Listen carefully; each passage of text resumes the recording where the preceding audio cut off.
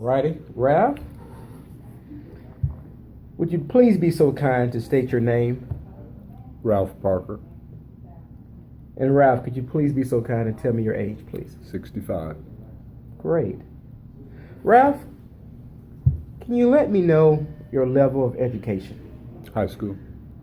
Only a high school diploma? Only a high school diploma. And what is your current profession? Sales consultant. And how long have you been in sales? In this position with the automobile industry, 8 years. Could you elaborate? You have sales previously? I spent 25 years with Pepsi Cola and 4 years with Royal Crown Cola and 7 years as general manager of an air conditioning supply house. And how did you come about that? Come about what? Working with those companies. When I was a week before I turned 19, I applied for a job sorting bottles at Pepsi Cola in Evansville, Indiana, and they hired me on May the 20th, 1969. Wow. You remember that just like that, huh? The day I went to work, So why did you choose to work there? because I didn't really think they would hire me. Me and a friend of mine went in there to ask for a job. We had long hair, we were hippies, we were worthless, and we really only went to go ask people for a job if we figured they wouldn't hire us, just to keep parents happy. So when we got ready to leave and filled out the application, the girl said they'd like to interview you. So we said we never got that far. So the guy interviewed me and he asked me why I wanted to go to work, and I said I wanted to get married. And he said, "Can you get married on $1.60 an hour?" And I said, "Sure." So he hired me on May the 20th, and I got married on June the 21st. And I spent 25 years with Pepsi and 18 years with my first wife. My partner was hired too.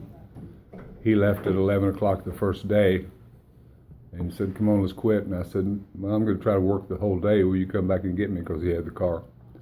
So he left after 11 o'clock, and I went back for 25 years.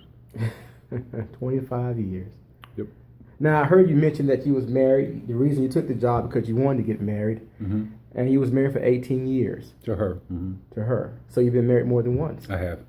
You don't mind me asking, how many times you've been married? 4 times. 4 times. Mm-hmm. Okay. You're currently married now, right? I am. And how long have you currently been married? January will be 16 years.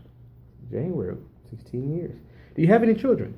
I have 2 grown adult children and 1 adult stepson. Okay. Are they your pride and joy? Always have been.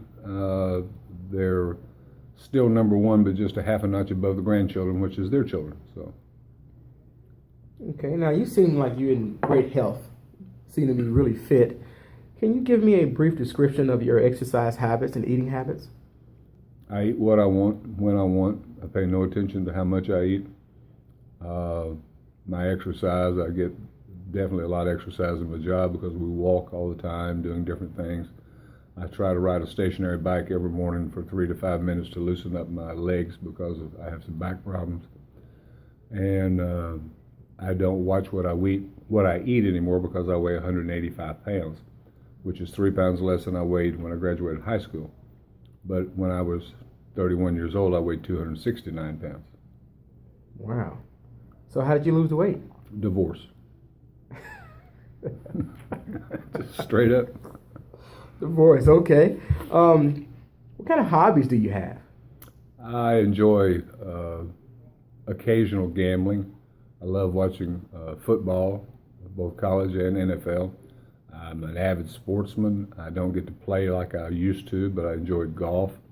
I also have a situation at my job where I almost feel like that it's a hobby because I love doing it so much, and it's just a side benefit that I get paid some money sometimes. Wow. And I love to play practical jokes. You're a jokester, huh? Yep. Do you think joking keeps you young? I think it keeps your mind alert. I think it keeps you active. I think it keeps you up. It's not going to keep your body young, but it'll certainly keep you on your toes about what's going on in the world, because you can't play jokes if you're not aware of what current events are. And I think it's more of a mind exercise than it is a body exercise. Speaking of jokes and keeping the mind and body young, what is the most stressful time you ever experienced in your life, and when? I've always been one to believe that I don't recognize stress, and most people don't recognize it. But there's many levels of stress. Everything has a stress level to it. Probably my greatest stress level, or for the longest period of time, was my first divorce. Really? So do you think that you went into a type of depression behind it, or? I don't think it was a depression. It was I initiated the divorce, so it was something that I had asked for, and it just took me about 2.5 to 3 months to come to the realization that you know, a lot of things in life may kill me, but this wasn't going to be one of them.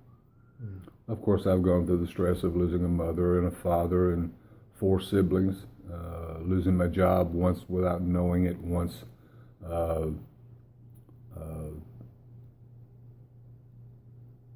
because of conditions I couldn't control, gas situation, so I lost a job because the company had to rethink the distribution systems. So there's a stress level attached to all of that. And I suppose there's a stress level attached to all the other divorces too, but not near the first one. So you say that I don't feel stress for pressure for work. I never Okay. did. When I worked at Pepsi-Cola when I was general manager, and you had to do 250,000 cases a year, or excuse me, a month, and you had to have a $250,000 monetary budget that you had to hit. I never saw that as stress. I always just saw it as an opportunity, and I had to find ways to make that thing happen. now, listening to you and me myself being young and married, do you think that the reason that you decided to end your first marriage is because the marriage itself was causing you to be stressful, or was it the things that you were doing to yourself in the marriage that caused you to be stressed? The marriage wasn't stressful, it was the divorce. So what I'm asking, what led to the divorce? Was it actions, things? I think she had emotional problems and had for many years, and it finally just came to a head that I couldn't deal with it any longer or wasn't willing to. So once that came to a head and you realized that, okay, I want out of the marriage, the stress set in the process going through the divorce, or was it just knowing that I've spent 18 years with this woman and now I'm about to be gone? Hard to say. Hard to say. More than likely, the realization that 18 years had been gone down the drain. So, Although it hadn't, just the marriage part. The kids were still there, my life was still there. So it was just that dissolution of that 18 years. I guess one way to look at it would be that, oh my God, I've lost 18 years of my life. I never lost that. I simply lost 18 years of being with her. I've never lost the memories. okay. So it was the stressful part, I think, was the 2 to 3 months afterwards when it comes to a realization when you say, okay, I'm here alone tonight, I'm going to be here alone tomorrow and tomorrow night. And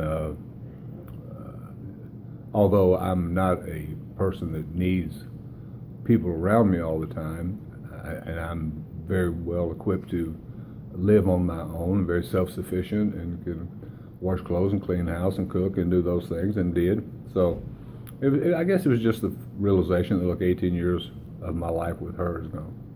Okay. But I could say that about yesterday too. That was gone too. So That was going too long. Well, let me ask you this.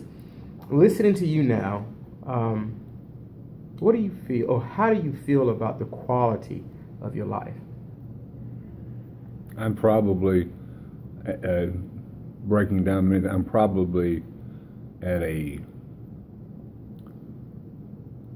least healthful time in my life. Part of the fact that I have that I'm 65.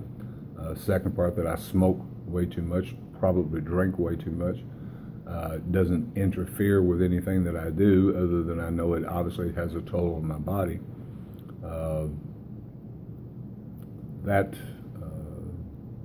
That quality part of life there is not good. As far as home life, marriage, work, attitude, I'm probably at the top of my game financially, although I don't have anything to write home about. But I have a saying that I use: I have a lot of problems in life, but money's not one of them.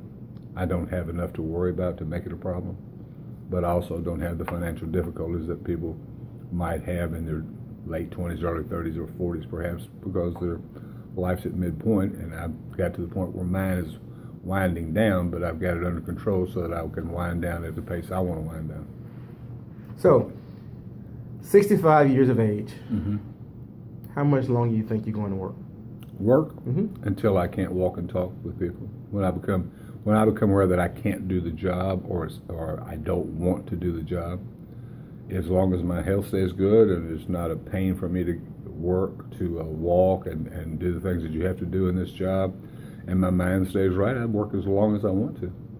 So would you say that work, particularly here, is a stress reliever for you? I don't feel stress. Well, I understand, but it gives you something to do. You think that if you didn't have the job, if you did not have this job, do you think you would be more likely to be stressed without having something to do? I would probably be the most stressful person to be around if I totally retired and wasn't doing anything. I would have nothing to keep my mind alert, keep my body alert, to look forward to the next day about. I don't come here because it's where I work. I come here because all my friends show up here every day. Ralph, thank you for saying that. You know, I've been working with you now roughly a little bit over a year and a half, and I can truly say every day I've came in, I've always looked forward to seeing your face, hearing your voice, and being a part of any type of prank that you prank other people. I mean, you have really, and your stories have always been comical. They've always been dear to my heart because I can always find something in your stories that I can relate to. But most importantly, they have truly been entertaining. Truly. Unless it's a joke, most of my stories happened. And it actually did happen the way, I'm sure I've embellished them over the years or left something out, but most of them actually happened the way that I tell them. So. Well, Ralph, I want to thank you personally for sitting down with me and allowing me to conduct this interview with you. It means so much to me, and I hope that everything you shared with me today will truly help someone else in the future. I hope so too. Thank you, Ralph. You're welcome.